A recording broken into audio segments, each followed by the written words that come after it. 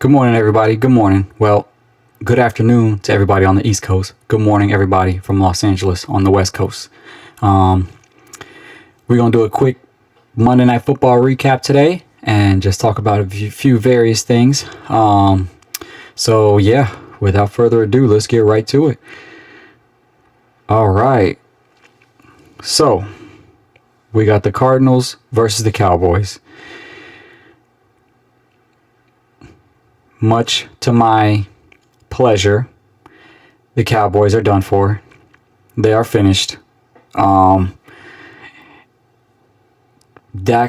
Prescott, even though he didn't have too bad of a game, he can kiss his MVP season goodbye. Even though he's been playing terrific up until, I think, last week. And again, this week he was fine. But Cowboys are done. Cardinals have been done.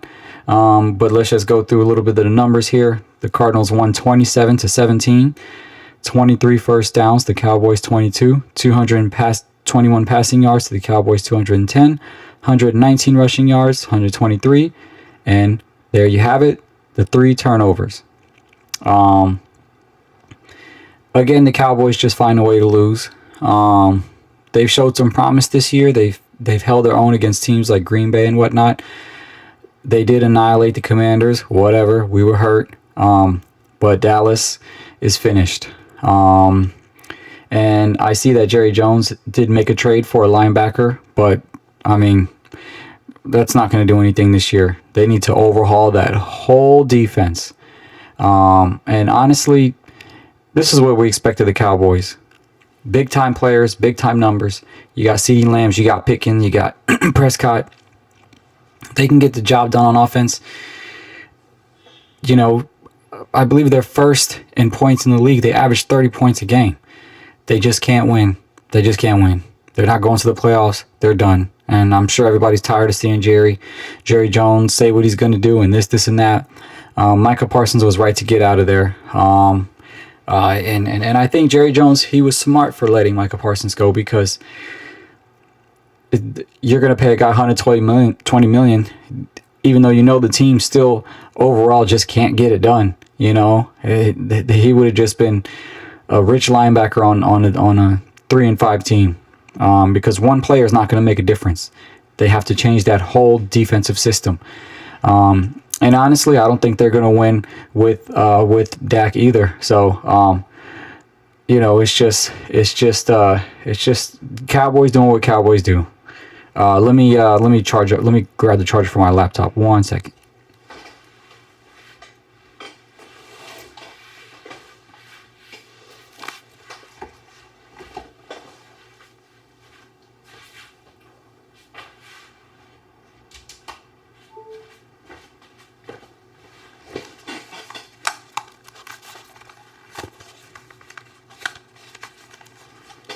Crisis averted. All right. So you know, and then we have the Cardinals, who are done as well, but they have a bigger problem. The Cowboys, they still believe Dak is their guy. They gave him a crazy contract. I think it was last year, the year before. He ain't going nowhere. But Kyler Murray has had his contract for a few years now, and I think the Cardinals need to start looking for another quarterback. They have to start looking for a quarterback. Jacoby Brissett is a career backup. He's been in the league since 2016. Traded from the he got drafted by the Patriots, and then he went back and forth, Colts, Browns, back to the Patriots. You know, he's all over the place. Good, solid quarterback, good backup quarterback. He's getting the job done. The problem is when you have these good backups that are pretty much not that far off from the starter, but your starter is your franchise quarterback, what do? Cardinals need to just try again. They swung and missed with Kyler Murray. He's not it. He's not a franchise quarterback. He has his flashes of greatness, but he's not going to take him to the promised land. And I don't see Jacoby Brissett being another Kurt Warner. So they have to start looking for a quarterback. They have to. They could get lucky and get a throwaway quarterback the way the 49ers got Jones, the way Seattle got Darnold, the way the Bengals even got Flacco, even though Flacco, obviously, we look at him as a backup. But the Cardinals need to do something serious, because this ain't working out with Kyler Murray at all. And I know he was hurt. I don't want to kick the man while he's down, but they're just not going to win with him at the helm. And maybe they just need a whole organizational change. Same with the Cowboys. These are teams that have good players on their team, but they just can't seem to get it done year after year after year. So you got to just hats off to Arizona. They had a good game last night. Jacoby Brissett did his thing. But I think both teams, they just got to regroup. Obviously, they're not going to, I'm not telling them to give up the rest of the year, but I'd be shocked if these guys made it to the playoffs. And with the trade deadline approaching, I mean, it just doesn't, I don't know. What can you do? This is going to be they don't want to admit it because they paid so much money, the Cowboys and the Cardinals, but they are in a real rebuilding phase. They are not in a win-now phase, especially the Cardinals. Maybe Dallas can make a few tweaks on defense, but okay, they got Lamb, they got Pickens, they got Prescott. They're going to put up 30 points a game, but they're not going to win. So they have to make some serious changes. But enough about that. Speaking of another team that is kind of out of the loop, we got my Commanders, and Dan Quinn. He finally admitted, I'm not going to say finally, but he said he's been thinking about it all day, all night, as to why he kept Daniels in the game.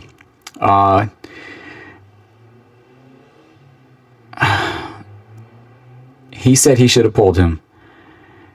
Do you guys think do you think he made a mistake by keeping Daniels in that long? Obviously, hindsight is 20/20. Me as a Commanders fan, I think they did make a mistake. I think they should have pulled him, But if you look around the league, a lot of players, a lot of coaches let their star players play. They don't usually take them out until halfway in the fourth quarter. They don't take them out. They let them play. They let Lamar Jackson play. I've seen them keep Mahomes in there. It happens so many times throughout the league. Of course, you're going to say with Daniels, oh, you should have taken him out. But the biggest issue is Jaden Daniels is turning into an injury-prone quarterback.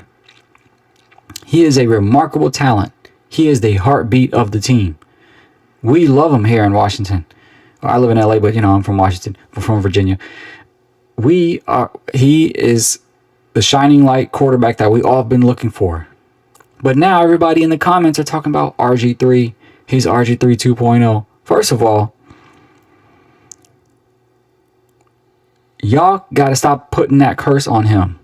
Give him 3 or 4 more years before you put him in the RG3 category. It's his second season. Let him figure it out. Let him get his health right. It's his second season. Lamar got hurt early too when he was fighting for his contract. They didn't call him RG3. Stop calling Jaden RG3. Stop it. Stop jinxing that man. He is not RG3. Now, 4 years from now, if he's still getting hurt, he's still not playing well. I mean, he's always played well, but then we can start having that conversation. But this is the problem with the internet. They are so quick to down a quarterback, especially when Jaden Daniels was doing so well. He is the truth. But the issue is he is a very slender quarterback. He's flimsy. He knows how to slither his way out of things. He's very smooth with it. He knows how to get out of trouble, which is why he's been able to rush for so many yards his first two seasons. Even this season, he's been hurt. He gets a lot on the ground. He knows how to run and escape and not get hit. But when he does get hit, it seems like everybody's holding their breath. The other week, he had his knee bent. This week, he had his arm bent because he's just flimsy and flopping and lanky. Get that guy in the weight room. Get him in the weight room because he's not a speedster. He's not beating people with his speed. He's beating people on the ground because he knows how to pick his spots. So if he bulks up a little bit, he's not going to lose that much of his speed because he never had that much to begin with. Lamar Jackson, he bulked up and might have lost a step, but he trimmed back down again because he's just on another elite level. He knows what he's doing. He knows everything. He knows how to move. I feel like he's good where he's at. He can lose a little bit of weight. But Daniels, him being young and taking all these hits, and they're not even hard hits. Where he's got injured, they weren't even hard hits. They're just awkward situations. Why? Because he's lanky and he's skinny and he's flimsy. Okay? So they got to figure out a way to get him in the weight room, to not maybe change his running style, because again, he knows how to escape, but we got to figure it out, man. We got to figure it out, because he got hurt twice this year, and that's a no-no. Our season is done. Our season is done, you know? Moment of silence.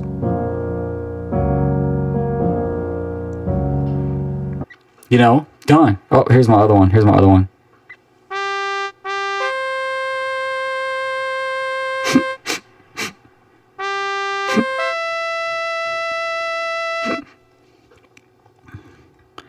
I mean, you know, they put this man in an air cast, you know.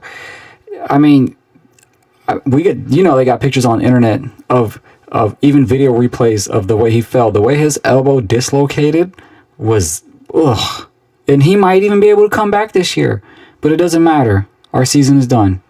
Our season is done. It doesn't matter. I know when healthy, we can compete with the best of them. We showed them. And I don't think Jaden Daniels is even in a sophomore slump. He picked up right where he left off. He beat the Chargers. He's got good numbers.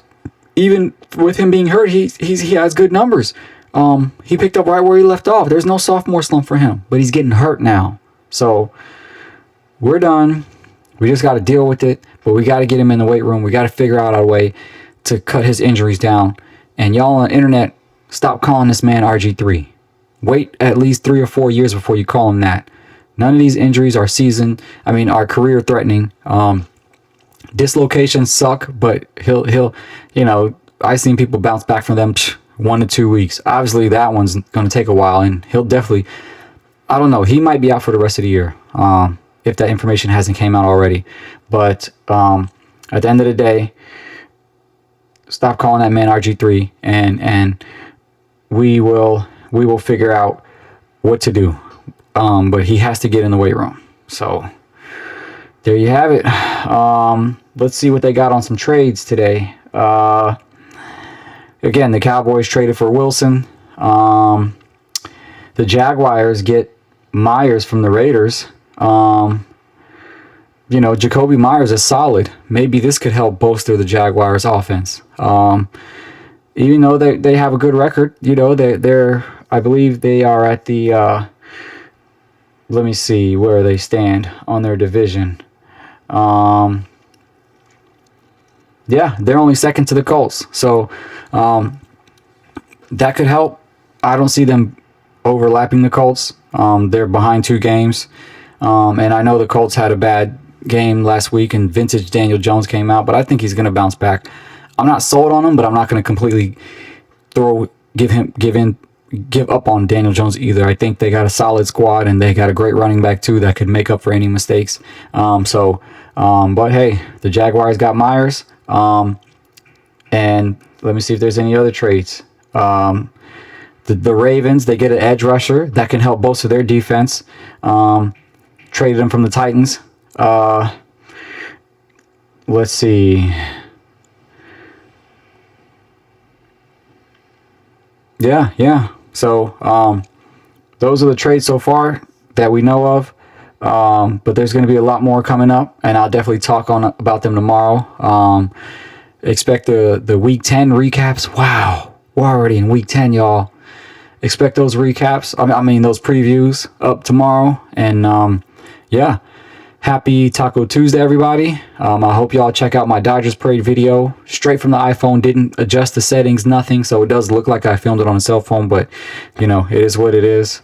Check that out. Please like and subscribe. Help build this channel. Got a lot of sports talk. And yeah, y'all have a good day. Happy Taco Tuesday. All right.